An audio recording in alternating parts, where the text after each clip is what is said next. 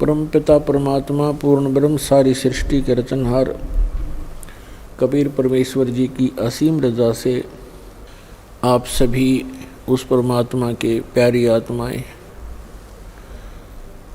इस तत्व ज्ञान को पहचान कर,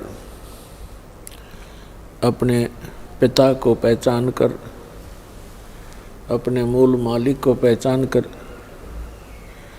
यहाँ सतलोक आश्रम बरवाला के अंदर उपस्थित हुए।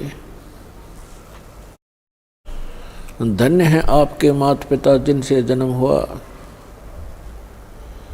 लख बर सूरा जूझ ही लख बर सांवत दे, लख बर यति जहान में तब सतगुरु शरणा ले। तो पुण्यात्माओं, आप ऐसे पुण्य कर्मी प्राणी हो, युगों युगों से आप बहुत ही परमात्मा के निकट रहे हो, लेकिन हम पार नहीं हो पाए क्योंकि हम भगवान को पहचान नहीं पाए, तत्व ज्ञान हम समझ नहीं सके। यहाँ का सबसे बड़ा जाल काल का ये है कि जिस भी जीव को, मानव शरीरधारी प्राणी को जरा सा भी कोई यहाँ की ये नकली सुविधा उपलब्ध है, उसको परमात्मा की कति आवश्यकता महसूस नहीं होती। और जो महादुखी हैं वो परमात्मा के लिए भटकते हैं तो काल न ये नकली संत, नकली दूत, ये ठग कदम कदम पर बैठा रखे हैं। वो उनके फंस के अपना जीवन नाश कर जाता है। और जो भक्ति करता नहीं, पूर्व जन्म का पुण्यकर्मी प्राणी है, उसको सब अच्छी सुविधाएं प्राप्त हैं, उसका व्यवसाय भी ठीक है, कोई पद पोस्ट भी उच्च है, परिवार भी अच्छा है, बच्चे भी लायक हैं, वो पूर्व जन्म के संस्कार हैं उनके, तो तत्व ज्ञान के अभाव से वो ऐसे अपना जीवन नष्ट कर जाते हैं।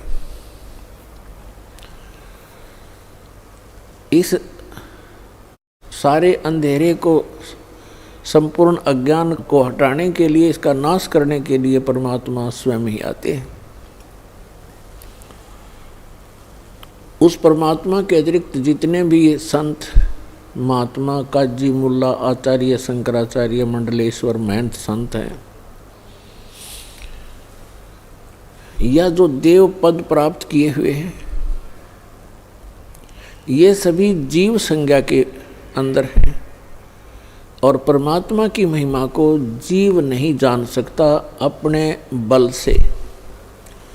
इसलिए परमेश्वर स्वयं आते हैं हमें अपने कुछ आंशिक महिमा जो हमें आवश्यक है वो बताने के लिए। तो पुण्यात्माओं, आज का जो समागम संपन्न होने जा रहा है, ये 3 दिन से चला था। ये किस उपलक्ष्य में है? प्रथम दिन भी आपको जानकारी दी गई थी, लेकिन प्रतिदिन श्रद्धालु बदलते रहते हैं, आते रहते हैं, सुनते रहते हैं। आज वो शुभ दिन है, परमात्मा ने वो दया बख्शी थी, सतगुरु आए दया करी, ऐसे दीन दयाल बंदी छोड़ वृद्धतास का, जठरग्नि प्रतिपाल। गरीबदास जी ने कहा है कि सतगुरु आए दया करी, क्योंकि परमात्मा जब आते हैं यहाँ सतगुरु का ही रोल करते हैं। और सतगुरु की परिभाषा ये होती है कि वो सच्चा ज्ञान बतावे, सच्चे भगवान की जानकारी देवे, अविनाशी परमात्मा की। सदग्रंथों के अनुसार ज्ञान बताता है वो सतगुरु होता है, सच्चा ज्ञान दाता। तो सच्चा ज्ञान परमात्मा ही दे सकता है और उसको बताने के लिए वो परमात्मा स्वयं आते हैं। सन 1727 संवत 1784 को परमात्मा आदरणीय गरीबदास साहिब जी गांव छुड़ानी जिला झज्जर हरियाणा वाले को आकर के खेतों में मिले थे, जंगल में, जहां वो गव्वें चरा रहे थे। उसमें उनकी आयु 10 वर्ष की थी। सन 1717 में, संवत 1774 में आदरणीय गरीबदास साहिब जी का जन्म हुआ था गांव छुड़ानी जिला झज्जर हरियाणा में। जब वो 10 वर्ष के हुए, अपने ही खेतों में अपनी ही गौओं को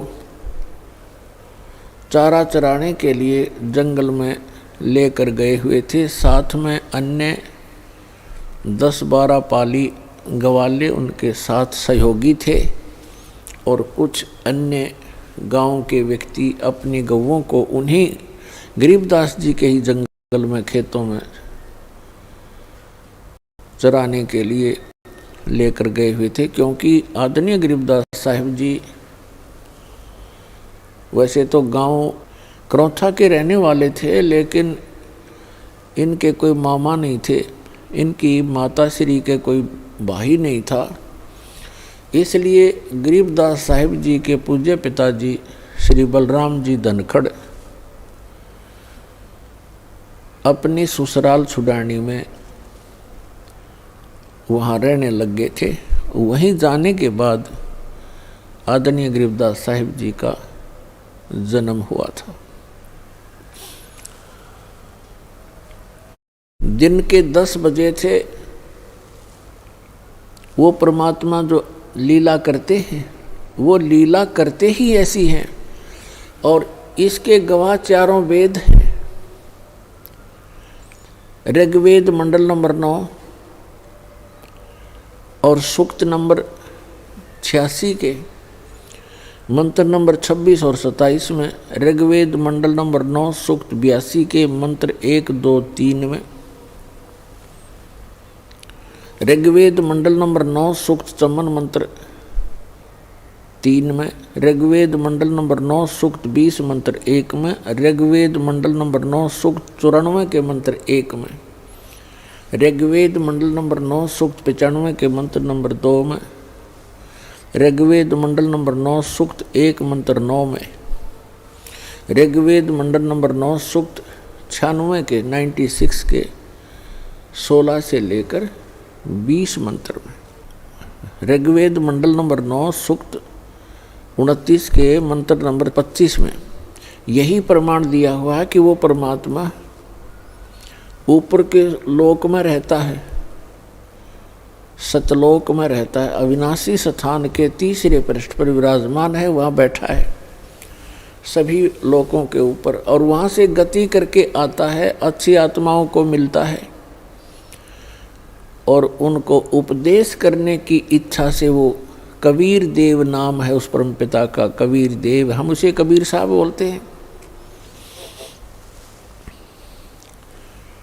तो उसी अपने गुण अनुसार जो वेद गवाही देते हैं, तो पुण्यात्मा हम वेदों को सत्य मानते हैं। सभी किसी भी, वैसे तो विश्व के अंदर किसी भी व्यक्ति से आप पूछोगे कि वेद एक सत्य वस्तु है, सत्य ज्ञान है और परमात्मा की महिमा का गुणगान है। और उस परमेश्वर ने 600 वर्ष पहले आकर के बताया था कि वेद मेरा भेद है,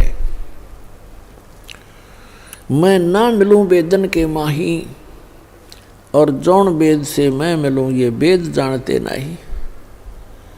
और वेद 5वां वेद है, सूक्ष्म वेद है, जिसको तत्व ज्ञान कहते हैं। वेद कहो ज्ञान कहो, तो तत्व ज्ञान है वो तत्व वेद है, वो सूक्ष्म वेद है। उस सूक्ष्म वेद के अंदर परमात्मा के पाने की महिमा कंप्लीटली लिखी हुई है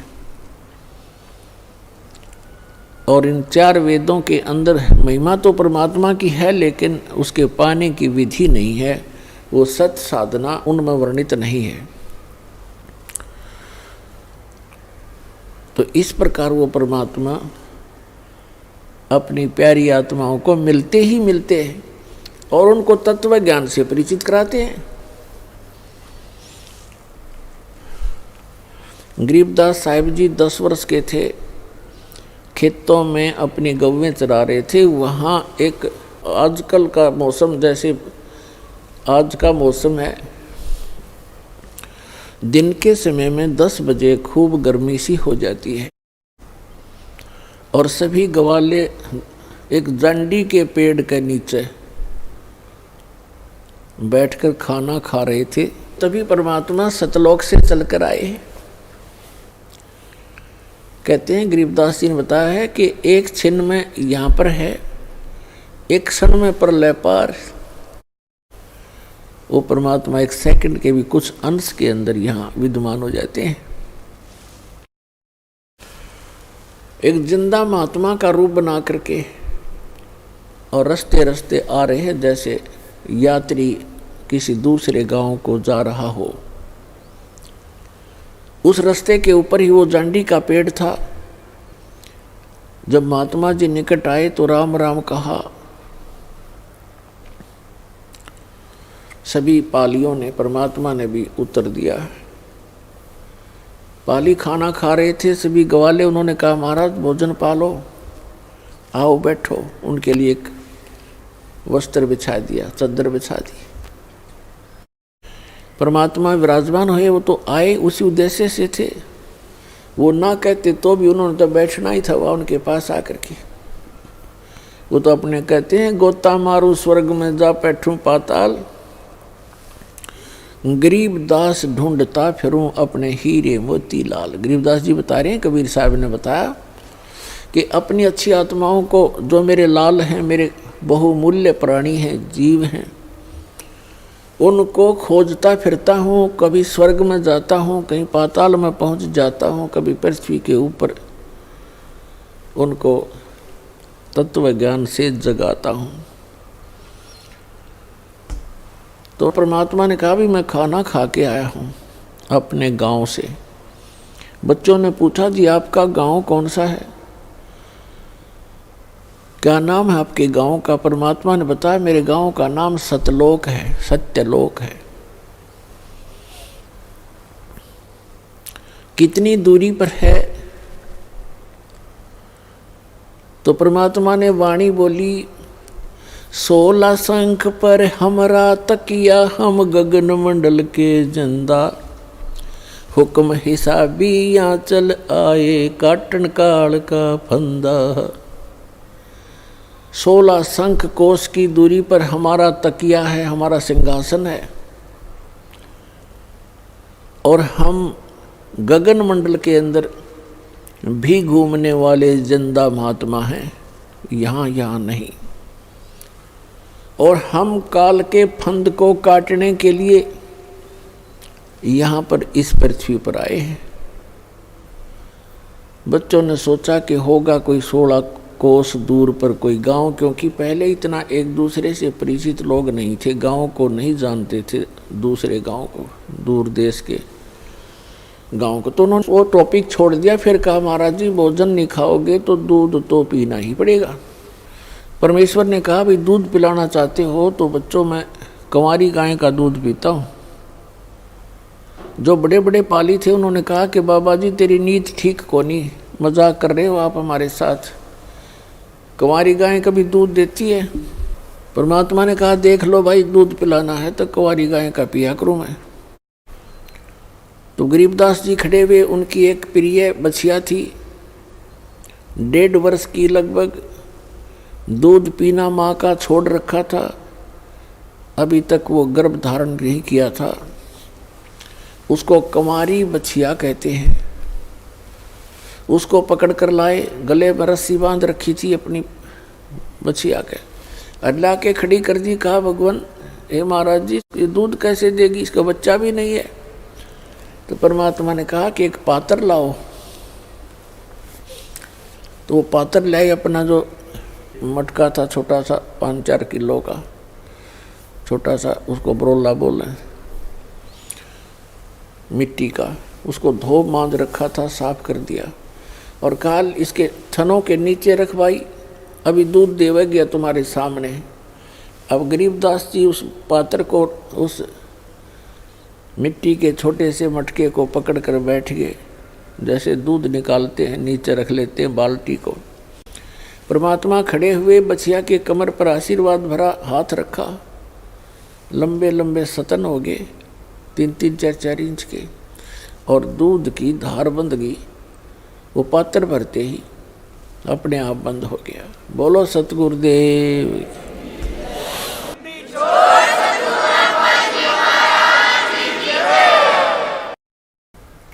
गरीबदास जी ने वो पात्र परमेश्वर को थमा दिया कि ले महात्मा जी, आपकी महिमा अपरंपार है। कुंवारी गाय का दूध निकाल दिया। उस परमेश्वर ने, कबीर साहब जी ने थोड़ा सा दूध पिया और बाकी वहाँ उपस्थित सभी ग्वालों से कहा कि ले पालियो, ये अमृत है बेटा, इसको पी लो। ये यहाँ का नहीं है, ये सतलोक से आया है, इस पवित्र पशु के माध्यम से।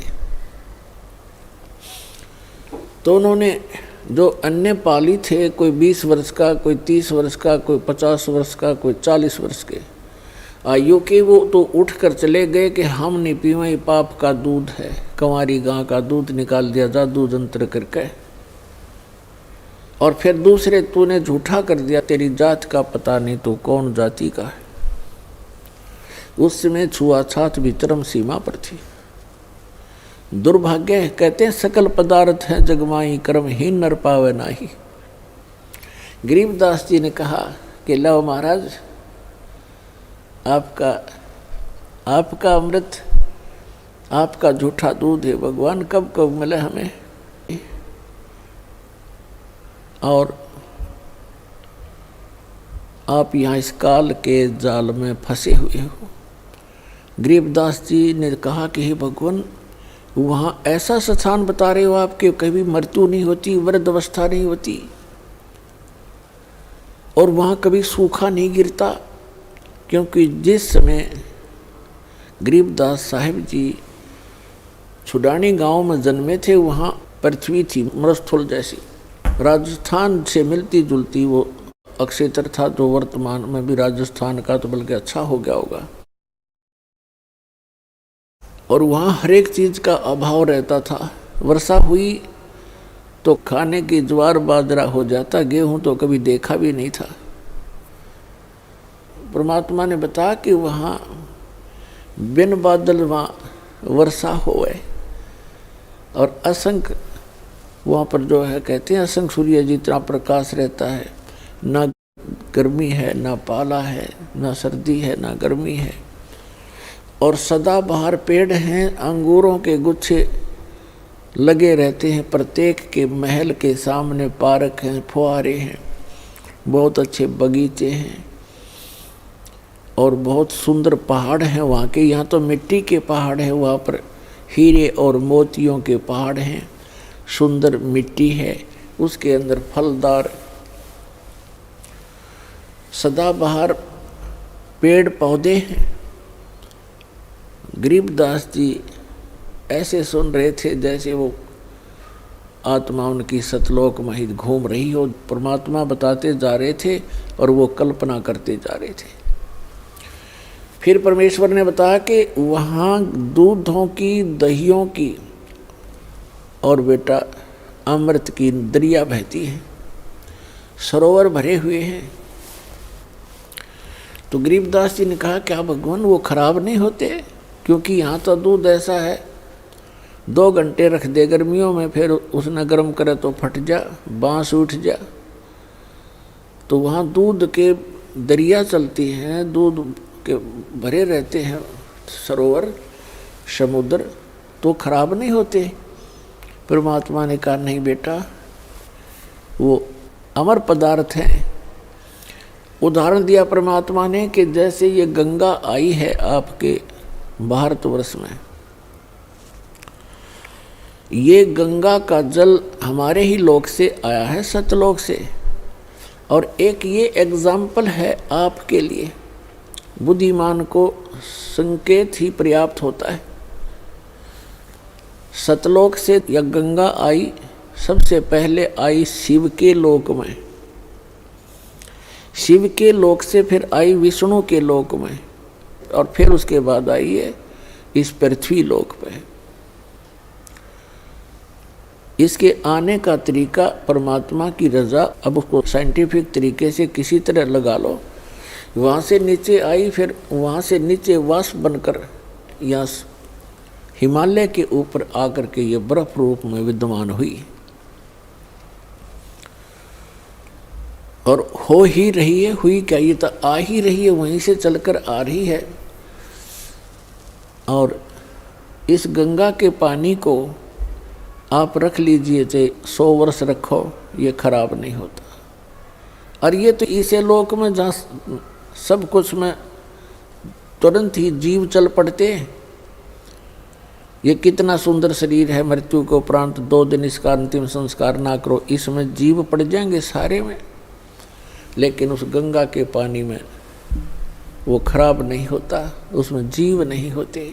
गंगा जल तकरीबन सबके घर पर होता था। इस बात से गरीबदास जी खूब परिचित थे कि 3 वर्ष पहले हमारी माता किसी के साथ गई थी और गंगा का जल लाई थी, और आज तक बिल्कुल ऐसा ही है। तो उन्होंने बड़ी रुचि हुई कि भगवान मुझे वो स्थान दिखाओ जहाँ हम पहले रहा करते थे। परमात्मा आए इसलिए थे, हम जीवों के लिए अपने गवाह तैयार करने के लिए, कि मेरे प्रत्यक्ष दृष्टा हों, मेरे साक्षी बने मेरे बच्चे, ताकि आने वाली वो पिछली पीढ़ी में मुझे पहचान सके कि कबीर इज गॉड। तो परमात्मा उनको सतलोक में लेकर गए, अपनी प्यारी आत्मा गरीबदास साहिब जी को। शरीर नीचे रह गया, आत्मा सूक्ष्म शरीर, फिर कारण शरीर, फिर वहाँ जा कर के उसका अपना ओरिजिनल शरीर जो वहाँ हमारा था, उसमें वो मानव शरीर सदृश ही है, लेकिन उसका पूरी बॉडी का 16 सूर्य जितना प्रकाश है। और परमात्मा यानी परम अक्षर ब्रह्म का, सत्य पुरुष का, कबीर जी के वहाँ शरीर का इतनी रोशनी है, इतना प्रकाश है, जैसे करोड़ सूर्य करोड़ चंद्रमा मिला दे एक रोमकूप में। तो परमात्मा भी मनुष्य जैसा ही है, लेकिन सामर्थ्य में अंतर बहुत है, शक्ति में बहुत अंतर है। तो इस प्रकार गरीबदास जी को परमात्मा ऊपर लेकर गए, ब्रह्मा विष्णु महेश का लोक दिखाया, धर्मराज का लोक दिखाया, ये नकली सतलोक दिखाए, और यहाँ के ये स्वर्ग लोक दिखाए, नरक लोक दिखाए, इंद्र का लोक दिखाया। सभी ऊपर को लेकर गए, जहाँ काल रहता है वो स्थान दिखाया, और 11वां द्वार पार करके अक्षर पुरुष के लोक में प्रवेश किया। फिर 12वां द्वार पार करके सतलोक के अंदर प्रवेश हुए, भंवर गुफा के पार करके। ऊपर पहुंच के जब परमात्मा जाकर के अपने ही दूसरे स्वरूप पर चवर करने लगे, क्योंकि परमात्मा में एक शक्ति होती है, एक सिद्धि होती है, एक सिद्धि जो बहुचोले धार है। तो परमात्मा अन्य रूप बनाकर नीचे आते हैं और एक रूप में सिंहासन पर वहाँ विराजमान होते हैं।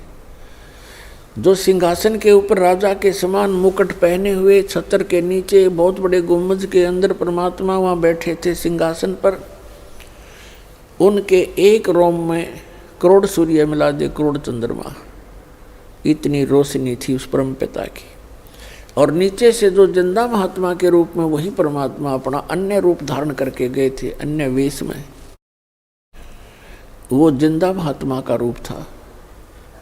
जिंदा कैसे होते हैं? मुसलमानों के अंदर जिंदा महात्मा होते हैं, काला टोप पहनते हैं छोटे से वाला, एक काला ही ओवर कोट पहनते हैं घुटनों से भी नीचे तक, पिंडलियों तक का, और एक कच्छा पहनते हैं घुटनों तक का। ऐसी वेशभूषा वाले को जिंदा महात्मा कहते हैं। जैसे कोई गिरी है, पुरी है, उनकी पहचान अलग है, कोई वैष्णव साधु है उसकी अलग पहचान है, ऐसे जिंदा महात्मा के रूप का अलग पहचान है। तो वहाँ परमात्मा ने जाकर के एक चंवर रखा था। कबीर परमात्मा जो नीचे से गए थे, वो चंवर उठाकर उस सच्चे दरबार से और अपने ही दूसरे रूप जो सिंहासन पर विराजमान थे डबल रोल करने लगे, उनके ऊपर चंवर करने लगे ऐसे। अब गरीबदास जी सोच रहे हैं, देख रहे हैं कि भी भगवान तो ये है जिसके ऊपर बाबा जी चंवर कर रहे हैं, और कितने सुंदर हैं, कैसा नूर है, ऐसा प्रकाश कभी देखा नहीं, और यहाँ का लोक है भगवान।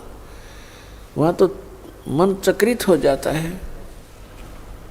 तो गरीबदास जी इतना सोच ही रहे थे कि भगवान तो ये है, और कितना सुंदर लोक यहाँ का, देखते भी मन नहीं भर रहा है, आत्मा तृप्त नहीं हो रही है। कभी उस सुंदर मनोहर लोक को, द्वीप को देख रहे हैं, वहाँ के नज़ारा देख रहे हैं, कभी परमात्मा के चेहरे को देख रहे हैं जैसे बालक देखा करते हैं। फिर मन में सोचने लगे कि ये नीचे से जो महात्मा आए हैं ये इस भगवान के कोई सेवक होंगे, नौकर नाकर हैं, ये सर्वेंट होंगे इसके। इतना सोच ही रहे थे। वो असंख्य ब्रह्मांड के सिंहासन पर विराजमान जो तेजों में रूप था भगवान का, वो खड़ा हुआ और ऐसे प्रार्थना करके कहा, विराजिए भगवान। जिंदा महात्मा के रूप में मालिक उसमें बैठ के असंख्य ब्रह्मांड के सिंहासन पर, और वो तेजों में शरीर जो खड़ा होकर के चंवर लेकर के जिंदा महात्मा जो सिंहासन पर विराजमान थे चंवर करने लगे। अब गरीबदास जी सोच रहे हैं कि बाबा जी तो बड़ांडी भाई, इस पर भगवान चंवर करे, इसका पूजा सेवा कर रहा है। इतना सोच ही रहे थे, इतने में तेजों में शरीर जिंदा वाले स्वरूप में समा गए और अकेले जिंदा महात्मा के रूप में परमात्मा असंख्य ब्रह्मांड के कंट्रोलर और सृजनहार के सिंहासन पर बैठे, और उनका इतना ही तेजों में शरीर हो गया। तब परमात्मा ने कहा कि गरीबदास बेटा, ये तुम्हारा निज स्थान है, यहाँ वैसी ही सृष्टि है, नर और नारी हैं। ये कितने सुंदर बाग बगीचे भरे पड़े हैं, कितनी सुंदर महक उठ रही है वहाँ पर, और कितनी प्यारी प्यारी आवाज़ घंटियाँ बज रही हैं, यहाँ पर धुन हो रही है। ओए होए। अब गरीबदास जी से कहा कि बेटा, मैं बनारस के अंदर, काशी के अंदर 120 वर्ष जुलाहे के रूप में, धानक रूप में रहा था, और मैंने वहाँ अपना प्रचार किया। एक धर्मदास नाम के वैसे थे, सेठ थे, उनको मैं मिला, उनको बहुत अच्छी तरह समझाया, और बेटा 120 वर्ष वहाँ रह करके मैं फिर वापस यहाँ आ गया था। अब तुझे इसलिए लेने गया मैं कि आप भगवान को पहचान कर संसार में जाकर के आँखों देखी महिमा का वर्णन करोगे, ताकि आने वाले समय में परमात्मा के बच्चे, मेरे बच्चे मुझे पहचान सकेंगे। अब परमात्मा ने अपने आशीर्वाद से उनकी दिव्य दृष्टि खोल दी, उनका ज्ञान योग खोल दिया, और उसके अंदर अपना तत्व ज्ञान फीड कर दिया।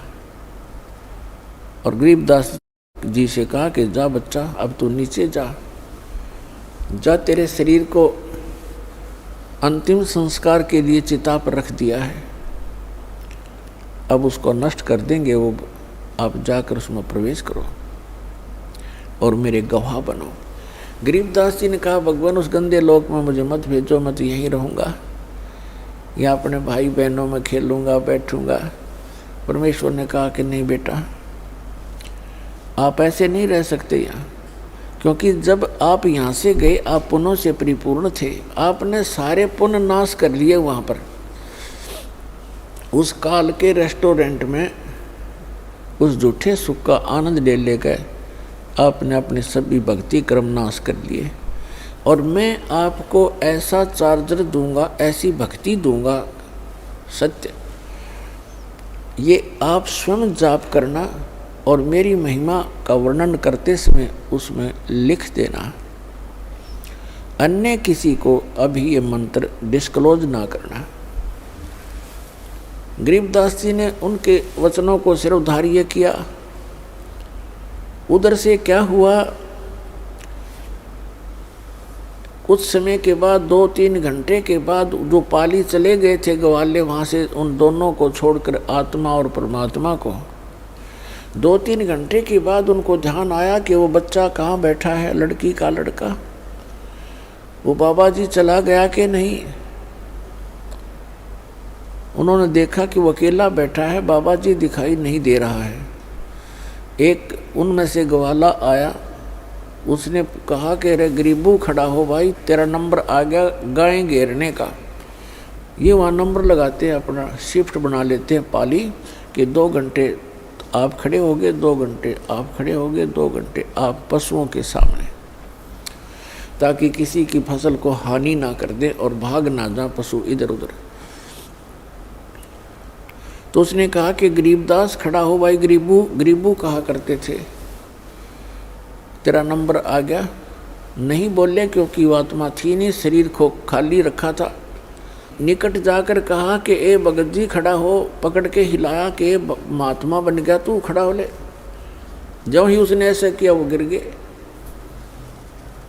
अब वो एकदम घबरा गया, सभी पालियों को आवाज़ लगाई कि दौड़ के आओ, भागो, ये लड़की का लड़का मर गया।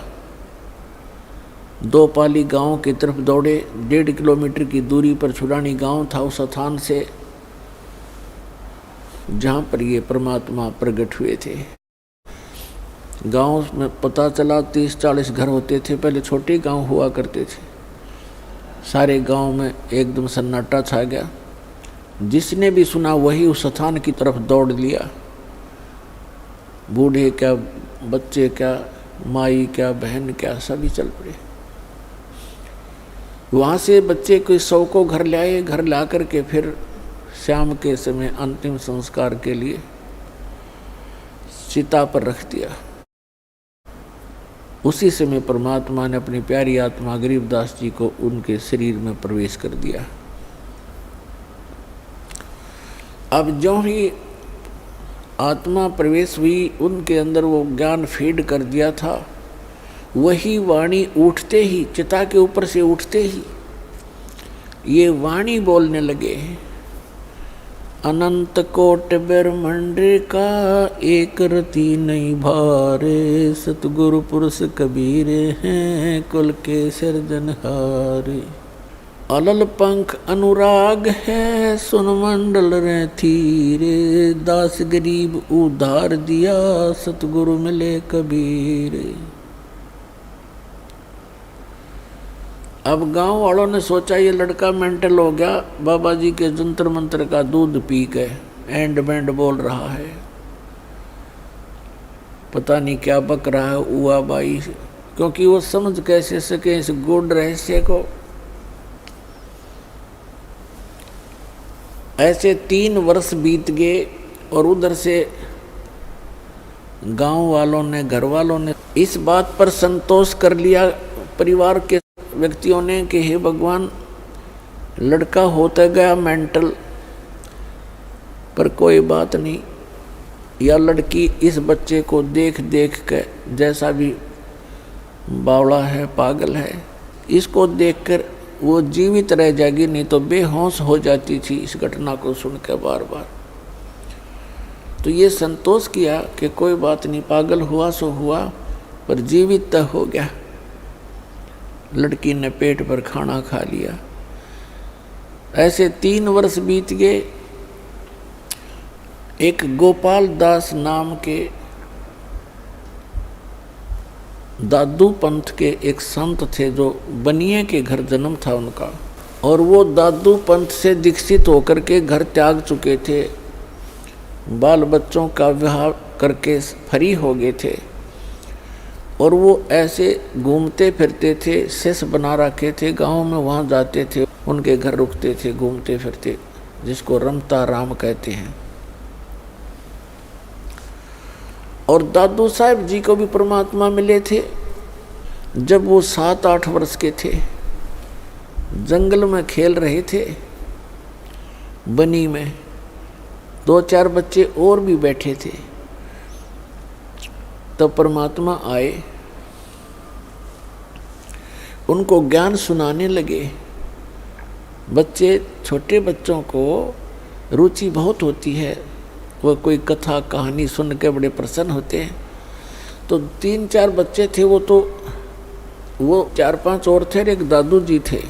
दादू जी की रुचि बहुत थी, क्योंकि वो आए उसी के लिए थे।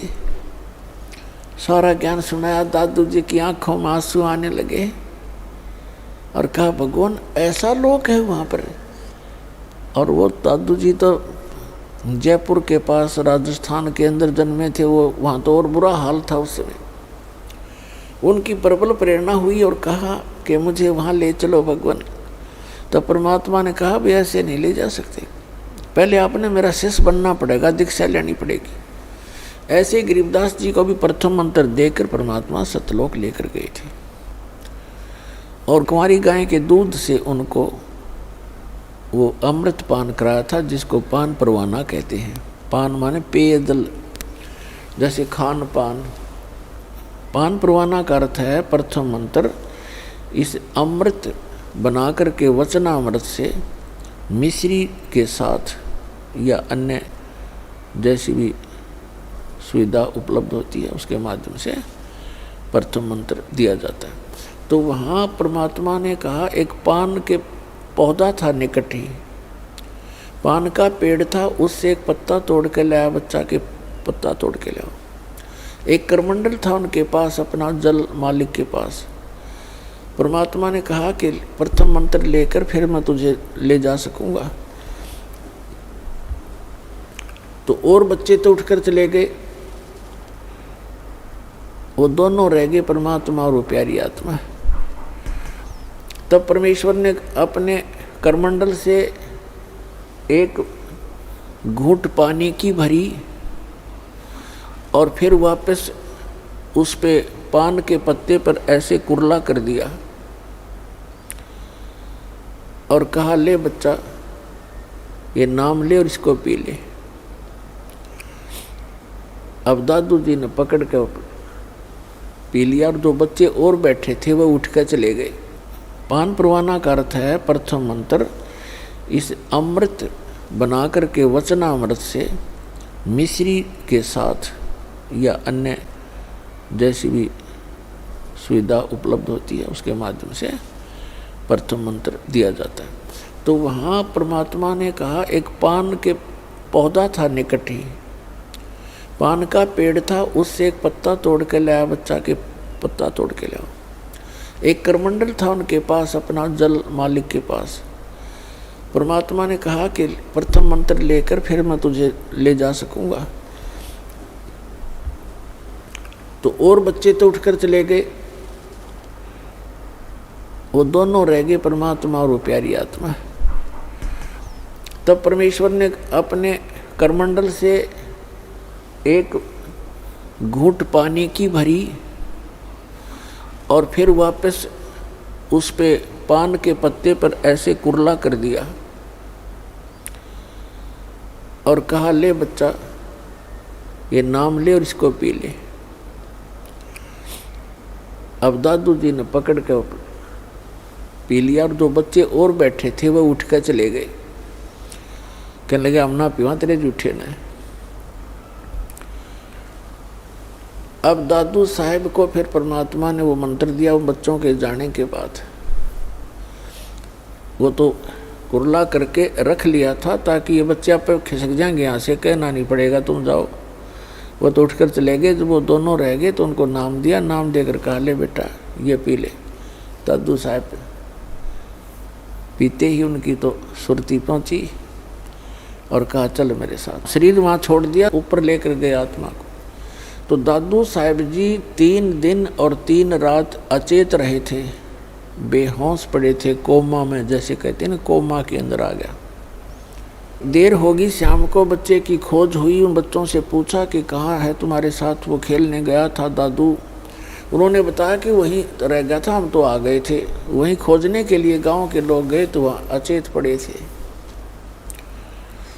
तब बच्चों ने बताया कि एक बाबा जी आया था और उसने ऐसे जंतर मंतर करके एक जल पान किया था और इनको पिलाया था। हम तो आगे हमने पिया नहीं, इसने पी लिया था, जिससे ये मर गया। मरा तो नहीं है लेकिन अचेत है।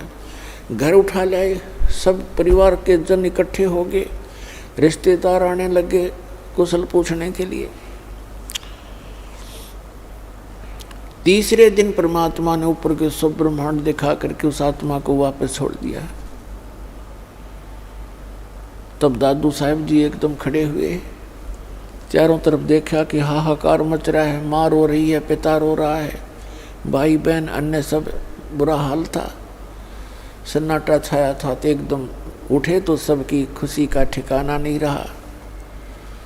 लेकिन दादू जी की वही हालत हुई जो गरीबदास साहिब जी की थी। ये वाणी बोलन लगे और उस वाणी को उस गांव वाले नहीं समझे कि वो पागल हो गया। वो क्या वाणी बोलते थे। अब दादू साहिब जी क्या बोल रहे थे अपने परमात्मा कबीर जी के गवाह बनकर, जो जो शरण कबीर के तिरगे अंत अपारे, दादू गुण के ताकहूँ कहत न आवे पारे। कबीर करता आप है दूजा ना कोई, दादू पूर्ण जगत को भक्ति दृढ़ावत सोए। ठेका पूरा होवे जब सब कोई तजै शरीर, दादू काल चंपे नहीं जपे जो नाम कबीर। आदमी की आयु घटे तब यम घेरे आए, सुमरण करे कबीर का दादू लिया बचाए। आदमी की आयु घटे तब यम घेरे आए, सुमरण किया कबीर का दादू लिया बचाए। मेट दिया अपराध सब आ मिले छन माही, दादू संग ले चले कबीर चरण की छाही। सेवक देव निज चरण का दादू अपना जाने, बरंगी सत्य कबीर ने कीन्या आप समाने। दादू अंतर्गत सदा छन छन सुमरण ध्यान, वारो नाम कबीरे परे पल पल मेरे प्राण। सुन सुन साख कबीर की काल नवावे माथे, धन धन हो तीनों लोक में दादू जोड़े हाथ। केरी नाम कबीर का विषम काल गजराजे, दादू भजन प्रताप से ये भाग्य सुनत आवाज। पल एक नाम कबीर का दादू मन चित लावे, हाथी के असवार को ये स्वान काल ना खावे। सुमरत नाम कबीर का ये कटे काल की पीर, दादू दिन दिन ऊंचा होवे परमानंद सुख सीरी। दादू नाम कबीर की जय कोई लेवे ओटे, तिनको कभू लागे नहीं ये काल बजर की चोटे। और संत सब कूप हैं कहते झरीता नीर, दादू अगम अपार है ये दरिया सत्य कबीर। और संत सब कूप हैं कहते झरीता नीर, दादू अगम अपार है ये दरिया सत्य कबीर। अब ही तेरी सब मिटे ये जन्म मरण की पीर, श्वास उश्वास सुमर ले दादू नाम कबीर। कोई सरगुण में रीझ रहा कोई निर्गुण ठहराए, दादू गति कबीर की मोह से कही ना जावे। दादू नाम कबीर का सुनकर कांपे काले, नाम भरोसे नर चले होए न बाका बाले। जिन मोह को निज नाम दिया सोए सतगुरु हमारे, दादू दूसरा कोई नहीं कबीर सिरजनहारे। अपने आत्मा परमात्मा को भूलकर हम अपना जीवन नाश कर रहे थे, भगवान को हम पहचान नहीं पा रहे थे। अब परमात्मा को परमात्मा सिद्ध करने के लिए आपके रूबरू लगभग 6-7 गवाह दास खड़े कर देगा और तब जाके हमारे हृदय में समाएगी। जबकि न्यायालय के अंदर 2 गवाहों ही पर्याप्त होते हैं किसी को दोषी या निर्दोष सिद्ध करने के लिए, और यहाँ पर आपके सामने 7 साक्षी रूबरू कर देगा आपके परमात्मा को परमात्मा सिद्ध करने के लिए। और तब जाकर के ये गले उतरेगी कि कबीर इज गॉड। अब हमारे भक्त तो परिचित हो ही जाते हैं इस ज्ञान से, सुनकर इतने प्रमाणों को देखकर, और वो किसी अन्य को बताने की चेष्टा करते हैं तो सारा ज्ञान सुन लेते हैं और फिर ये कहते हैं और तो सारी बात आपकी प्रमाणित है, पर कबीर को भगवान नहीं माना जाए। कबीर को भगवान कैसे माने? कबीर तो एक जुलाहा था, धानक था, कवि था, गरीब सा आदमी था, झोपड़ी में रहा करता था। तो अपने आत्मा परमात्मा तो परमात्मा ही होता है। अब हमने ये कैसे जान लिया कि परमात्मा वो है जिसका हाथ में धनुष हो या त्रिशूल हो और या सुदर्शन चक्कर हो? तो ये लक्षण कहाँ से ग्रहण करें हमने कि ये भगवान होता है? वो हमने अपने लोक वेद दंत कथा सुने सुनाए ज्ञान से सिद्ध कर रखे थे। अब जिसके पास थोड़ा सा कोई मजबूती है, कोई बल है किसी भी प्रकार का, तो वो तो आप भगवान है। ये राजा लोग कैसे बने थे, राज कैसे स्टार्ट हुआ था? ऐसे जनता रहा करती थी जिसके पास 10-20 लठाड़े होते हुए किसी ने कूट छेद कर उसका लूट लेते धन, फिर उन पर टैक्स लाने शुरू कर दिए। लाठी वाले की भैंस यहाँ पर है ही है। तो वो तो आपे भगवान है जिसके पास हथियार है या कोई बाहुबल है या कोई अपने सदस्यों का ताकत है। तो भगवान ही है। और ऐसी स्थिति में जो एक झोंपड़ी में रहा करते थे, कपड़ा बना करते थे, उस भगवान को भगवान सिद्ध करना तो सबसे बड़ा इस पृथ्वी पर जो सबसे कठिन काम है ये है कि परमेश्वर को परमेश्वर सिद्ध करना। और इब्दास ऐसा कर देगा कि सदा के लिए बच्चे बच्चे के जुबान पर हो जाएगा, कबीर इज गॉड, धानक रूप रहा करता।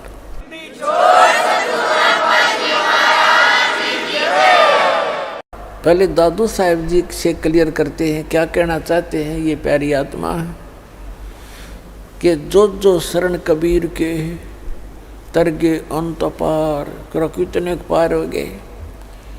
और दादू गुण के ता कहूँ कहत न आवे पार। कबीर करता आप है दूजा ना कोई, और दादू पूर्ण जगत को भक्ति दृढ़ावत सोए।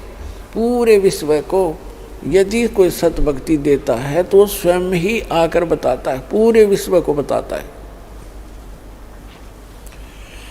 और फिर बताते हैं ठेका पूरा हुआ जब सब कोई तजय शरीर, और दादू काल निकट नहीं आवे। जपे जो नाम कबीर, कबीर नाम का अर्थ है जो भगवान ने नाम दिया था सत साधना करने के, उन मंत्रों का जो जाप करता रहेगा उसके निकट काल नहीं आ सकता। फिर क्या बताते हैं आदमी की आयु घटे तब यम घेरे आए। अब परमात्मा ने बता दिया था कि दादू जी को कि बेटा तेरी आयु 30 वर्ष की है। अब जब 30 वर्ष आए और उनकी मृत्यु हुई, शरीर छूटा, एकदम चारों तरफ से यम के दूत आ खड़े हुए, तब परमात्मा ने उनको पहले ज्ञान दे रखा था कि कभी भी कोई भी आपत्ति आपके ऊपर आए तो इस नाम का सिमरण शुरू कर देना।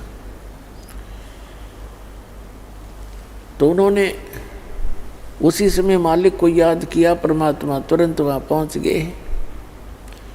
तो उसके विषय में दादू साहब कहते हैं कि आदमी की आयु घटे तब यम घेरे आए, यम के दूत आकर घेर लेते हैं। और सुमरण किया कबीर का दादू लिया बचाए। मैंने परमात्मा को याद किया, तुरंत मेरे पास आ गए। मेट दिया अपराध सब, यानी सब पापों का नाश कर दिया और एक्सटेंशन कर दी उनकी आयु की। मेट दिया अपराध सब आ मिले छन माही, दादू संग ले चले कबीर चरण की छाई। फिर क्या बताते हैं, सुन सुन साख कबीर की काल नवावे माथे, धन धन हो 3 लोक में दादू जोड़े थे। कबीर परमेश्वर की इस महिमा को सुनकर, उनके द्वारा बोली गई साखियों को सुनकर, कहते हैं काल भी ऐसे नतमस्तक हो जाता है। और दादू साहब जी अपने परमात्मा का धन्यवाद करते हैं कि धन धन तीनों लोक में एक ही भगवान है, समर्थ शक्ति है, दादू जोड़े हाथ। और फिर कैसी उपमा बताते हैं कि केरी नाम कबीर का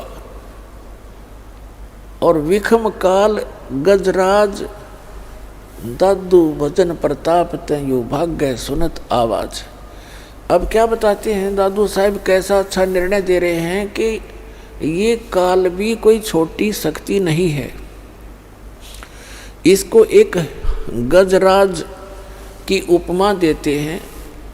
गजराज का अर्थ है हाथियों में भी शक्तिशाली हाथी, ताकतवर, सब हाथियों का राजा। राजा यहाँ पर वही होगा जो बलशाली होगा। यहाँ का विधान है ऐसा, चाहे वो किसी प्रकार से भी शक्ति रखता हो। तो क्या बताया कि केरी नाम कबीर का और विषम काल गजराज और दादू भजन प्रताप तय वो भाग्य सुनत आवाज। अब दादू साहब बताना चाहते हैं कि जैसे काल को तो समझो हाथी, हाथी कोई छोटा जानवर नहीं होता, और परमात्मा के उस मंत्र को समझो केहरी। परमात्मा कबीर जी की तुलना की है, तो कबीर साहब को समझो एक केहरी यानी बब्बर शेर। देखो हाथी बहुत बलशाली होता है आम प्राणियों में, लेकिन शेर के सामने वो लीद कर देता है। जब वो दहाड़ मारता है तो आसपास अगर हाथी होगा तो एकदम लीद कर जाएगा और भागने की चेष्टा करेगा, यहाँ से दूर निकल जाओ। तो क्या बताते हैं, केरी नाम कबीर का और विषम काल गजराज और दादू भजन प्रताप वो भाग्य सुनत आवाज। फिर क्या बताते हैं, पल एक नाम कौन चित लावे और अस्थि के असवार को स्वान काल नहीं खावे। अब क्या बताना चाहते हैं दादू साहब जी कि आप जी जो परमेश्वर कबीर जी की शरण में आ गए और ये सच्चा नाम आपको प्राप्त हो गया, आप समझो हाथी के ऊपर असवार हो गए, हाथी के ऊपर बैठ गए आप। और अब दादू साहब बताते हैं काल समझो कुत्ता है, और कुत्ता जो है हाथी पर बैठे व्यक्ति को किसी प्रकार की हानि नहीं कर सकता, चाहे वो दूर से कितना ही गुर्राता रहे, भौंकता रहे, कितना ही कोशिश करता रहे। यानी उसकी रीत से आप इतने बाहर हो गए, उसकी रेंज से इतने आउट हो गए कि आपको वो काल रूपी कुत्ता हाथी पर यानी कबीर परमात्मा की शरण में विराजमान उस हंस आत्मा का कुछ भी नहीं बिगाड़ सकता, उसकी हानि नहीं कर सकता। ये अंदाज़ा लगा सकते हो पुण्यात्माओं, आप अपनी स्थिति को समझ सकते हो, आप कितने इन यहाँ की हानिकारक शक्तियों से ऊपर उठ चुके हो। क्या बताते हैं, पल एक नाम कबीर का दादू मन चित लावे, हाथी के असवार को ये स्वान काल नहीं खावे। ओए अब आप देख सकते हो हाथी पर बैठे व्यक्ति का, पहले तो उस हाथी के निकट कुत्ता नहीं आ सकता, क्योंकि हाथी कैसे थांब कैसे मोटे मोटे पिलर से तो पैर होते हैं, अरे एक सूंड मार दे तो मन मानो लोटपोट हो जा, पता है उसको। और वो तो फिर ऊपर बैठा है उसके सवार। तो पुण्यात्मा, इन महापुरुषों ने भगवान को देखा, सतलोक को देखा, वहाँ की महिमा आँखों देखी बताई है, और अभी तक दुनिया ने लोक कथा सुनाई है अन्य संतों महंतों आचार्यों और शंकराचार्यों ने, महंतों ने, काजी और मुल्लाओं ने। सुमरत नाम कबीर का कटे काल की पीरे, कहते सुमरत नाम कबीर का, कबीर परमेश्वर का नाम सच्चे संत से लेकर जाप करने से, दादू साहब तो सीधे ही भगवान से लिए हुए थे उपदेश। कहते सुमरत नाम कबीर का कटे काल की पीड़, कोई भी कष्ट या काल का हो कहते सब समाप्त हो जाएगा। और दादू दिन दिन ऊंचा होए, यानी दिन दिन उभरेगा वो प्राणी, और फिर परमानंद सुखसीर। अब जैसे पुण्यात्माओं आप और आम जगत में कितना अंतर हो गया। आपने शराब त्याग दी, हुक्का बीड़ी तम्बाकू सेवन करना बंद कर दिया, मांस खाना बंद कर दिया, चोरी ठगी जारी झूठ कपट ये बंद कर दिए। एक तो आपके पाप स्टॉप हो गए, और दूसरे आप भक्ति स्टार्ट कर दी, भक्ति करने लगे। और अन्य समाज सारा दिन 2 रोटी के लिए 36 झूठ बोला दिन में के, और मन में दोष रखे, और बतलावा के बतलावेगा वही ऊट पटांग बातें अटपट। और आप चर्चा करोगे मालिक की, कभी वाणी पढ़ोगे, कभी सुनोगे, कभी मंत्र कर रहे हो, कभी रमैनी कर रहे हो, कभी सुबह की नित्य नियम कर रहे हो, कभी शाम की आरती का समय हो गया, किसी से चर्चा करते हो तो भी भगवान की चर्चा करते हो। आप कैसे होगे? अब आप यहाँ थे पहले, हम जगत के साथ थे, अब हम ऊंचे होते जा रहे हैं और जगत नीचे को जा रहा है, उनके पुण्य क्षीण हो रहे हैं। तो यहाँ से हम चलते हैं तो उनका और हमारा डबल डिफरेंस हो गया। आप ऊपर चढ़ते जा रहे, वो नीचे को जा रहे। सुमरत नाम कबीरे का ये कटे काल की पीरे, दादू दिन दिन ऊंचा होए परमानंद सुखसीर। दादू नाम कबीर की जय कोय लेवे ओटे, उनको कभी लागे नहीं ये काल बजर की चोटे।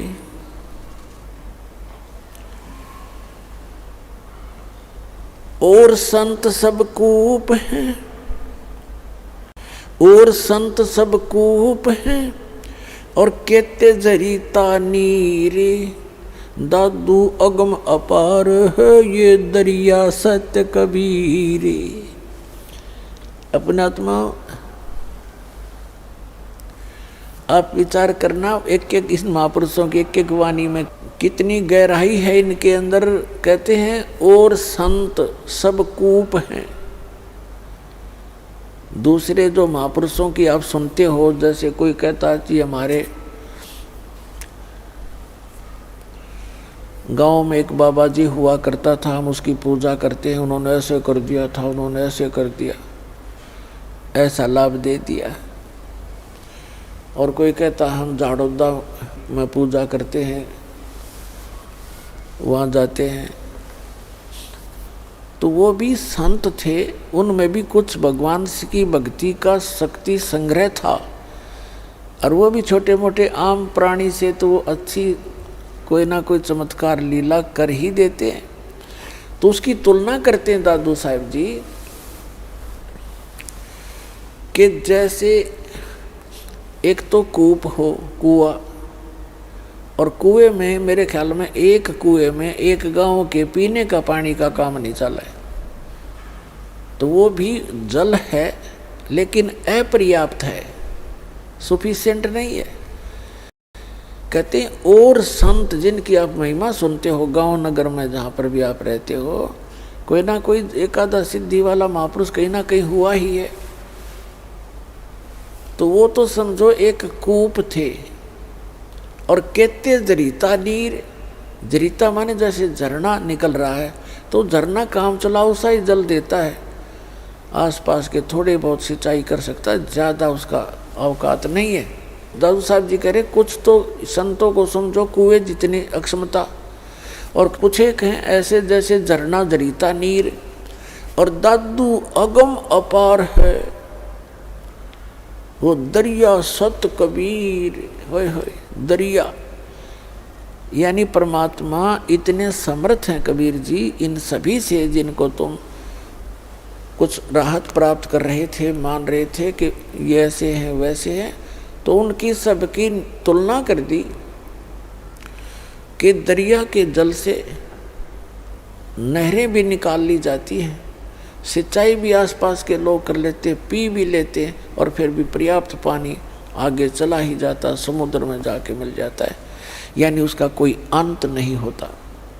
तो इतने समर्थ हैं उस कबीर साहब को कैसे तुलनात्मक तरीके से एक समर्थता सिद्ध की है इस प्यारी आत्मा ने, दादू साहब ने। और संत सब कूप हैं, कुएं हैं, कुएं, और कहते जरीता नीर झरने, और दादू अगम अपार है, दरिया सत कबीर। फिर क्या बताते हैं, अब ही तेरी सब मिटे जन्म मरण की पीर, श्वास उश्वास सोमर ले नाम कबीर। जो कबीर परमेश्वर जी ने सच्चा नाम आपको दिया है, उसका श्वास उश्वास से सेवन कर लो, इस जन्म में तुम्हारा मोक्ष हो जाएगा। दादू जी ने खुद मंत्र जाप किया था, लेकिन आगे अपने ग्रंथ में इसका नाम और निशान नहीं दिया। कोई भी दादू पंथी नाम से परिचित नहीं है। फिर क्या बताया है, कोई निर्गुण में रीझ रहा, कोई सरगुण ठहराए, और दादू गति कबीर की मोथे कहीं न जाए। दादू नाम कबीर का सुन के कांपे काल, और नाम भरोसे नर चले होए न बाको बाल। अब क्या बताते हैं, कबीर परमेश्वर के सच्चे नाम को सुनकर काल भी कांप जाता है, और इस नाम के साथ खंडित ना होने दे, इस नाम के साथ चलते रहोगे तो काल आपका कुछ नहीं बिगाड़ पाएगा, आपके परिवार को भी वो हानि नहीं कर सकेगा। जैसे कबीर साहब ने स्वयं बताया गरीबदास जी को कि जब लग हंसा हमारी आना, और काल लगे नी तेरा बाणा। जब तक हंस यानी मेरी प्यारी आत्मा मेरी मर्यादा में रहेगा तो काल तेरा अटैक नहीं हो सकता।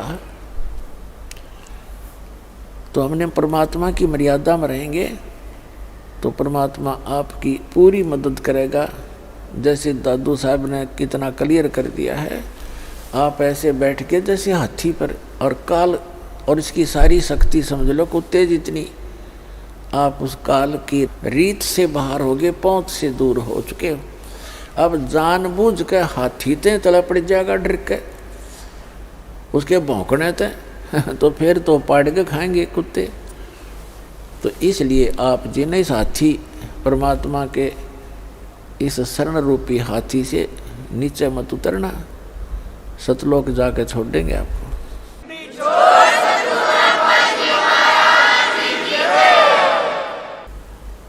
अब एक दिन क्या हुआ कि जब गरीबदास जी 13 वर्ष के हो गए, 3 वर्ष के पश्चात 10 वर्ष के बच्चे को परमात्मा आकर मिले थे। और गांव वाले गरीबदास साहिब जी को पागल कहने लगे, बावड़िया बावड़िया कहने लगे, बावड़िया पागल है, पता नहीं क्या क्या भौंक रहा सारा दिन, चुप पे ना होता है। एक दिन ये दादू पंथ से दीक्षित गोपाल दास नाम के एक संत बने हुए थे, घर त्याग के वैराग ले लिया था, सन्यास ले रखा था बच्चों से फ्री होकर के। वो छुडानी गांव में अपने शिष्य के घर आ गए और वो ऐसे ही 2-3 वर्ष में चक्कर लगता था उसका। उस शिष्य ने कहा, महाराज जी हमारे एक लड़की का लड़का ऐसे ऐसे पागल कर दिया, एक संत ने जंतर मंत्र करके कुंवारी गाय का दूध निकाल दिया। कई ग्वाले थे उनने तो पिया नहीं, इस बालक ने पी लिया, जंतर मंत्र कर दिया, ये तो मर गया था। पता नहीं कैसे दया करी भगवान ने, लड़की की अर्ज सुन ली, ये जीवित हो गया पर पागल हो गए। 3 साल से सारा इलाज करा लिया, झाड़े जूड़े लवा लिए और सब दवाई वैद्यों से भी ले ली, कोई आराम नहीं होया। वो शेष कह रहा है जी संत की विद्या को संत ही काट सकता है, आप दया कर दो तो उसका जीवन ठीक हो जाए। अब गोपाल दास ने कहा कि लाओ बुला के, थोड़ा बहुत झाड़ा झूड़ा लाना वो भी जाने था। अब बुला कर लाए गरीबदास जी और उसके नाना जी और साथ में और कई गांव के बुजुर्ग टाइप के व्यक्ति आके। तो उस दादू पंथी गोपाल दास ने पूछा कि बच्चा बेटा वो कौन था जिसने तेरा जीवन बर्बाद कर दिया? तब गरीबदास जी ने कहा कि अलल पंख अनुराग है सुन मंडल रे थीर, दास गरीब उधार दिया मुझे सतगुरु मिले कबीर। तो गरीबदास जी ने कहा कि मेरा जीवन तो आबाद कर दिया, बर्बाद नहीं किया बाबा जी। हम सुल्तानी नानक तारे दादू को उपदेश दिया, जात जुलाहा भेद न पाया वो काशी महे कबीर हुआ। अनंत कोट ब्रह्मांड का एक रति नहीं भारे, सतगुरु पुरुष कबीर हैं ये कुल के सिरजनहारे। ये परमात्मा लगातार गरीबदास जी ने को 15-20 मिनट तक वो वाणी बोलते रहे। सतगुरु आए दया करी ऐसे दीन दयाले, बंदी छोड़ बृतास का जठरग्नि प्रपाले। तो इन वाणी को सुनकर उस दादू पंथी संत गोपाल दास के हृदय में हलचल मच गई और वो तुरंत समझ गया कि यूँ तो भाई बावड़ा को ना, ये तो सबसे समझदार ऐसी निर्मल वाणी जो आत्मा को खींच रही है। 65 साल का वृद्ध 13 वर्ष के बालक के सामने हाथ जोड़कर खड़ा हो गया और कहने लगा, भगवान हे महाराज ये वाणी लिखवा दो, आप तो बहुत प्यारी वाणी बोलो। तो गरीबदास जी बोले नहीं, उठ कर चल पड़े। पीछे पीछे 65 साल का वृद्ध, आगे आगे गरीबदास जी। अब गांव वालों ने सोचा भाई इस बच्चे के अंदर तो को बड़ी ये बला बढ़ रही है, बाबा जी भी कभी सुरूर हो गया, इसका तो असर हो गया, इसका साथ हो लिया। अब वो के जान, जब वो दादू पंथी संत ने कहा गांव वाले बावड़े तो तुम हो, यो बावड़िया को नहीं। कहते हैं गरीबदास जी को भी बावड़ा बताया कि कर ले दुनिया श्याणी का, उसको महापुरुष को तो बावड़िया का, अगर तेरा सारे पशु बन गए और उसकी बात को स्वीकार नहीं किया।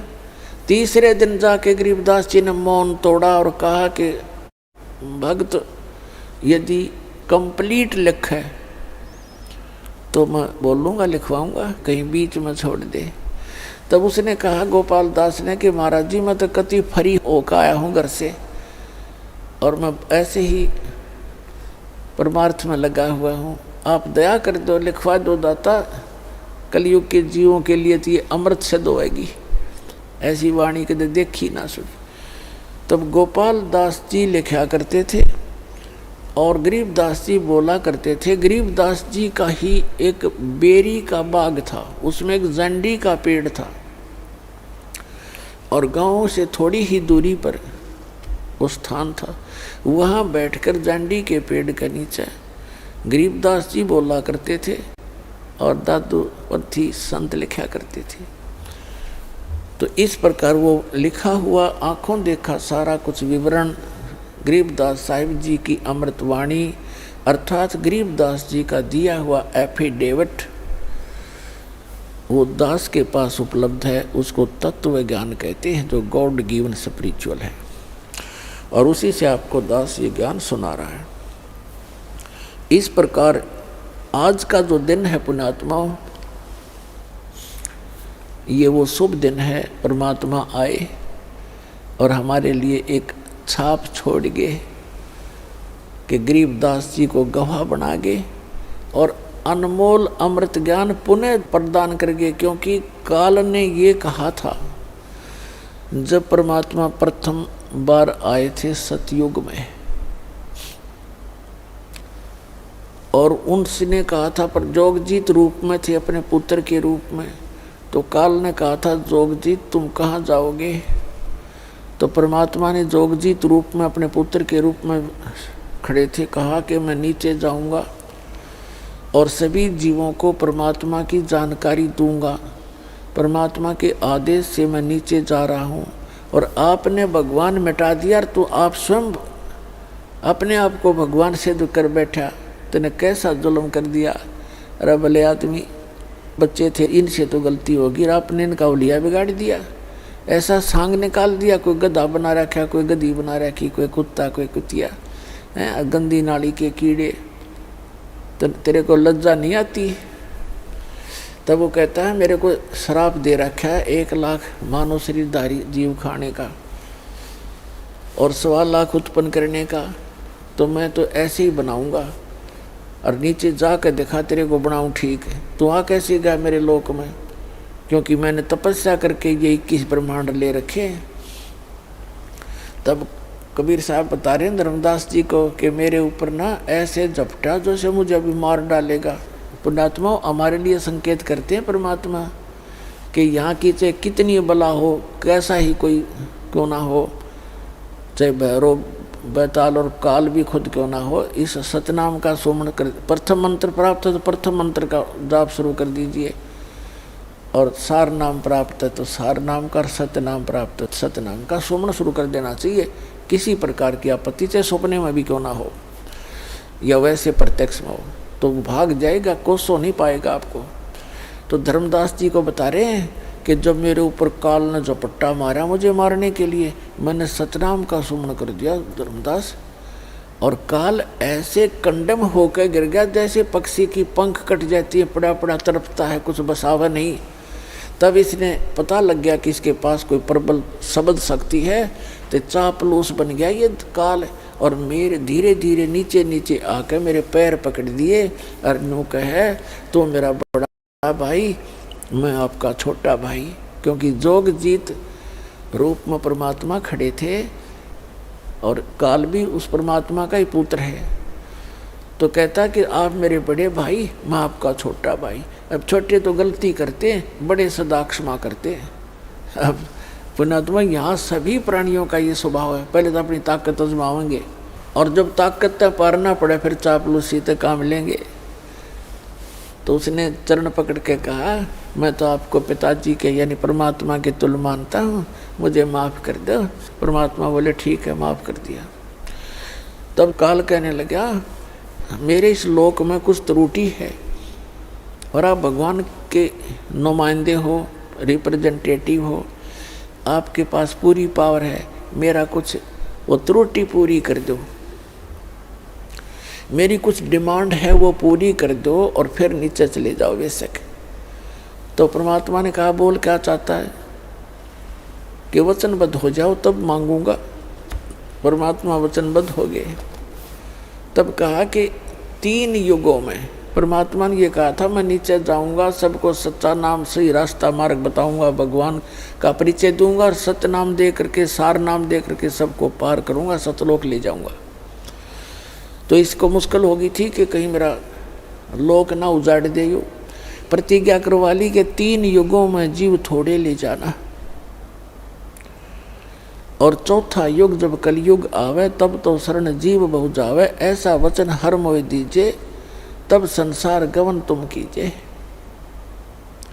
तो परमात्मा ने कहा ठीक है तथास्तु, तेरे को मैंने वरदान दे दिया, प्रतिज्ञा कर ली कि चौथे युग जब कलयुग में मैं अपने जीवों को समझाऊंगा, ले जाऊंगा।